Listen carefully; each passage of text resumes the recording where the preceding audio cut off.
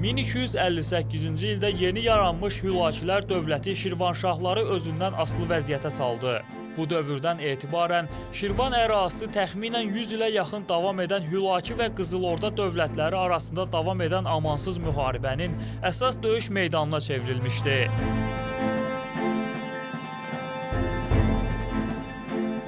Davamlı müharibələr və Hülakilərin qoyduğu ağır vergilər Şirvanşahlar dövlətini xeyli zəiflətdi.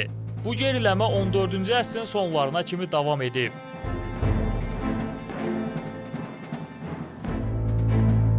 (1382-ci ildə Şirvanşahlar dövlətində türk mənşəlli Dərbəndilər sülaləsi hakimiyyətə gəldi. 1-ci İbrahim Dərbəndi ölkənin dağılmış iqtisadiyyatını bərpa etməklə bərabər dövlətin itirdiyi bütün torpaqları geri aldı. Amma o dövrlərdə regionda çox mürəkkəb bir siyasi vəziyyət yaranmışdı. Şimalda Toxtamış xanın hökmdarı olduğu Qızıl Orda dövləti, cənubda isə şərqin böyük bir hissəsini fəth etmiş Əmir Teymur.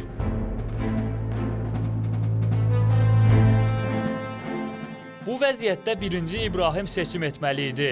Uzaqgörən bir hökmdar olan İbrahim Dərbəndi bu müharibədə Teymurilərin yanında olmaq qərarı verdi. Belə ki, 1-ci İbrahim Teymurun Qarabağdakı düşərgəsinə gələrək ona tabe olduğunu bildirdi.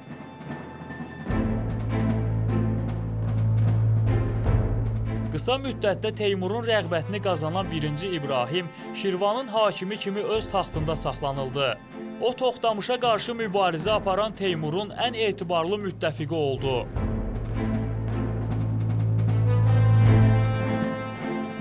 Bərəkətli Şirvan torpaqlarına yiyələnmək istəyən Cəlairilər, Qaraqoyunlu, Ağqoyunlu və Qızılorda dövlətləri ilə mübarizə şəraitində 1-ci İbrahim Teymurilərə arxalanıb Şirvanşahlar dövlətinin müstəqilliyini qoruyub saxlamağı bacardı.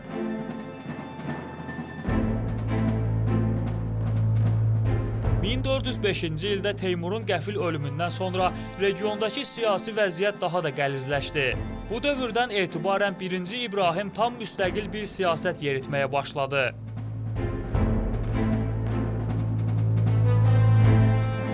(1406-cı ildə Təbrizdə Teymurilərin əleyhinə üsyan baş verdi. Azərbaycan torpaqlarını bir mərkəzdə birləşdirməyə çalışan 1-ci İbrahim öz qoşunu ilə Təbrizə doğru hərəkət etdi. O, heç bir müqavimətə rast gəlmədən Təbrizə daxil oldu. Lakin İbrahim Dərbəndi Cəlairi Sultanı Əhmədin böyük bir qüvvə ilə Təbrizə gəlməsini xəbər alıb şəhəri tərk etdi. Amma bununla belə 1-ci İbrahim 10 günlük qısa müddətdə olsa belə tarixi Azərbaycan torpaqlarını bir mərkəzdə birləşdirməyi bacardı.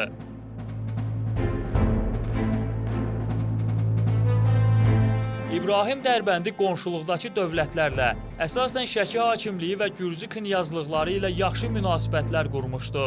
Onun hakimiyyəti illərində doğulub boya başa çatdığı Dərbənd şəhəri, eləcə də Dağıstanın cənub hissəsi Şirvanşahlar dövlətinin nəzarətində idi.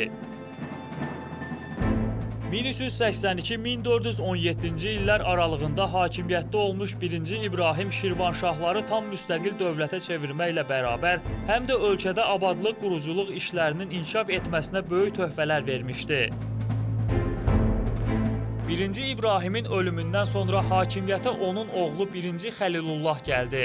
Xəlilullahın hakimiyyəti illərində Şirvanşahlar əvvəl Teymurilərdən, sonra isə Qaraqoyunlu dövlətindən asılı vəziyyətə düşdü.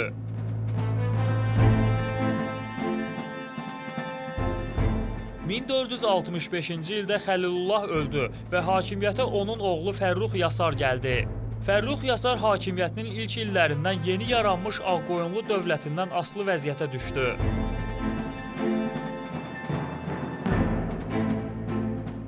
(15-ci əsrin sonlarına yaxın Ağqoyunlu taxtı uğrunda gedən savaşdan istifadə edən Fərrux Yasar vergi ödəməkdən imtina edib öz dövlətini müstəqil şəkildə idarə etməyə başladı. Bu dövrdə Şirvanşahlar dövləti üçün daha böyük bir təhlükə vardı. Bu da təməlləri yeni atılmaqda olan Səfəvilər dövləti idi.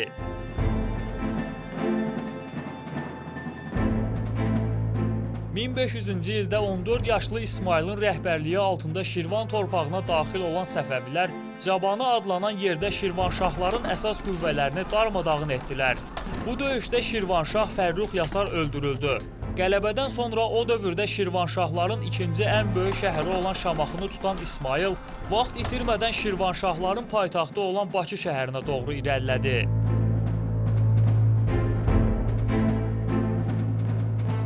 Bakının müdafiəsinə Fərrux Yasarın oğlu Qazı bəyin xanımı rəhbərlik edirdi. Bakıda ciddi müqavimətlə üzləşən İsmayıl Mahmudabaddakı əlavə qüvvələrini də bura çağırdı.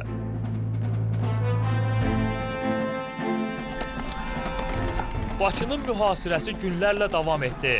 Nəhayət 1501-ci ilin yazında Səfəvilər lağım ataraq Bakı qalasının bir bürcünü dağıda bildilər. Bununla da Şirvanşahlar məğlub oldu və strateji əhəmiyyətə malik Bakı Səfəvilər dövlətinin tərkibinə qatıldı.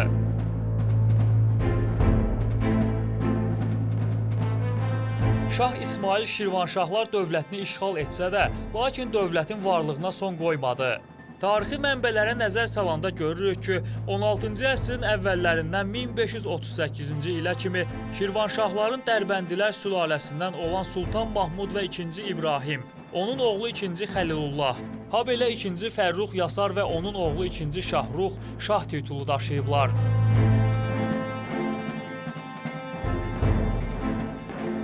Bu dövr ərzində yarım müstəqil bir dövlət olan Şirvanşahlar Səfəvilərin qoyduğu ağır vergiləri ödəmək məcburiyyətində idilər.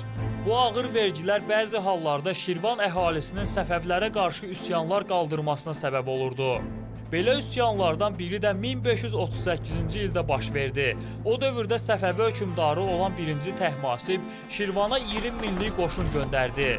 Qısa müddətdə üsyan yatırıldı. Sonuncu Şirvanşah hökmdarı olan Şahrux Səfəvilərə əsir düşdü. Bununla da Təhmasib Şirvanşahlar dövlətinin devrildiyini elan etdi. Şirvan torpaqları isə Səfəvilər imperiyasına birləşdirildi. 1-ci Təhmasib qardaşı Əlqas Mirzəni yeni yaradılmış Şirvan bəylərbəyliyinin hakimi təyin etdi. Əsir kimi Təbrizə gətirilən sonuncu Şirvanşah hökmdarı Şahrux isə gecə vaxtı gizli şəkildə edam olundu. Sonrakı dövrdə Şahruxun soyundan gələn şahzadələr Şirvanşahlar dövlətini bərpa etməyə çalışsalar da, bu cəhdləri uğursuzluqla nəticələndi. Beləcə 677 il mövcud olmuş Şirvanşahlar dövləti tarixin yaddaşına qovuşdu.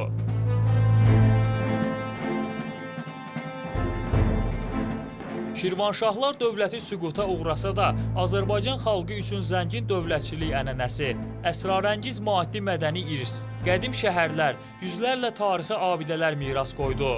Bu tarixi abidələrin əksəriyyəti uzun müddət Şirvanşahlar dövlətinin paytaxtı olmuş Bakı şəhərində, Abşeronun kəndlərində, dəfələrlə güclü zəlzələlər görmüş Şirvanşahların digər bir paytaxtı Şamaxıda, bir sözlə bütün Şirvan ərazisində yerləşir. Ümid edirəm Şirvanşahlar dövlətinin tarixi haqqında hazırladığımız bu video araşdırma xoşunuza gəldi. Əgər belə araşdırmaları davamlı şəkildə hazırlamağımı istəyirsinizsə, videonu bəyənib kanalıma abunə olmağı unutmayın. Sona qədər izlədiyinizə görə minnətdaram.